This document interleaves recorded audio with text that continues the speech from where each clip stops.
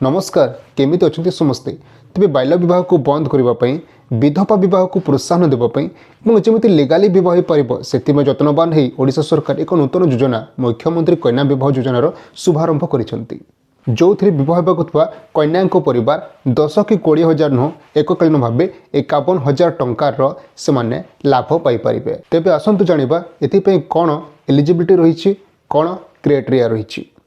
कन्यार विवाह करने कन्यार बयस 18 रु 35 वर्ष मध्य होता आवश्यक एवं बर बा ग्रूम्र बयस 21 रु 35 वर्ष मध्य होता आवश्यक।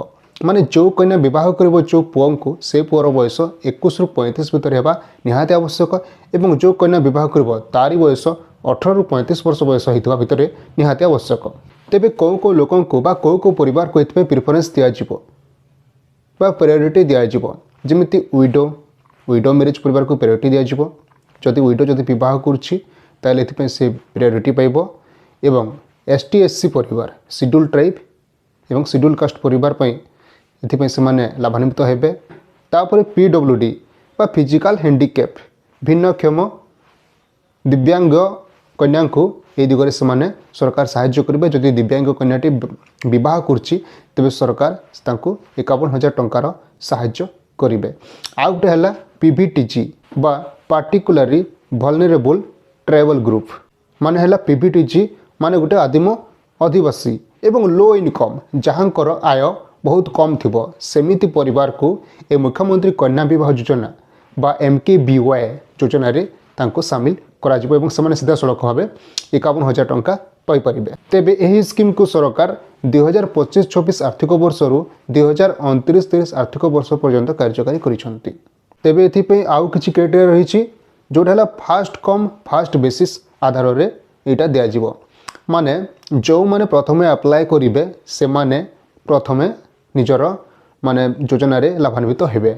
मुख्यमंत्री कन्या विवाह योजना रे से लाभान्वित हेबे। जो माने प्रथमे अप्लाई करिवे से प्रथम प्रथमे दिया जिवो। सेटा है first come first serve basis एवं जदि सही परिवार कन्या जदि अन्य स्कीम रे जदि पाइछंती बा पाइबे अन्य स्कीम रे राज्य सरकार को हो अथवा केंद्र सरकार को जदि अन्य स्कीम रे से विवाह पई जदि सहायता पाइबे बा पाइछंती ताहेले तांको एही योजना रे शामिल करा जिवो नाही। से एही योजना रे टंका पाई परिबे नाही। एटा होची कथा। तो अन्य कौन योजना रे न पाइथवा कथा ताहेले जाई मुख्यमंत्री कन्या विवाह योजना रे से लाभान्वित हो पारिबे से झीटी एवं परिवार जड़े मात्र कन्या बा जड़े झील यही स्कीम रे लाभान्वित हो पारिबो बा बेनिफिशियरी हो पारिबो। जदि आपण परिवार रे सपोज जदि जनक परिवार रे दुईटी झील अछंती ताले दुईटी झील मध्यरु जड़े केवल यही योजना द्वारा लाभान्वित हो पारिबो।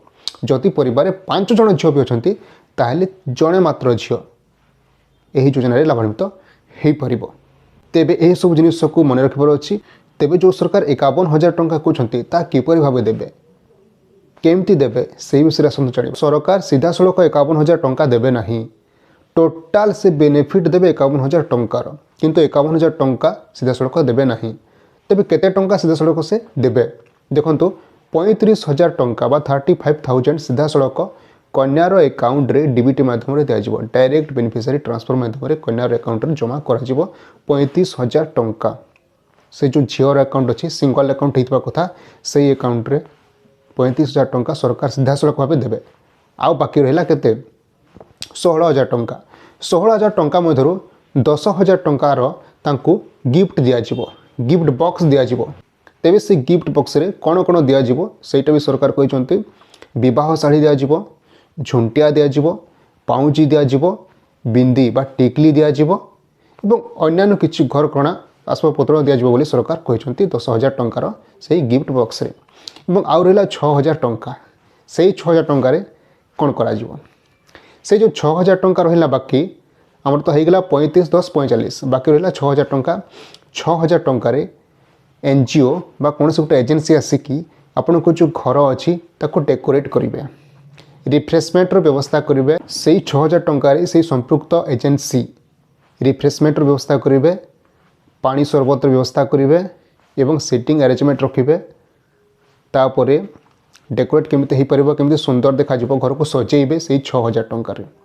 तो होगा 35 सीधा सड़क आपको अकाउंट को दिज्व अकाउंट रे पड़ो सीधा सड़क 35,000 टंका 10,000 टंकार गिफ्ट हेम्पर दिज्व गिफ्ट बॉक्स एवं बाकी रहा 6,000 टंका 6,000 टंकार आपण घर को सजाव अन्य कौन जदि आपंकर रिफ्रेशमेंट हबार अच्छी आपंकर जो सीटिंग अरेंजमेंट देखा अन्य खर्च किछिटा से दिज्व 6,000 टंकार आपंकर से एजेन्सी से टंका खर्च कर आप माने घर को सजेबे से विवाह समय रे।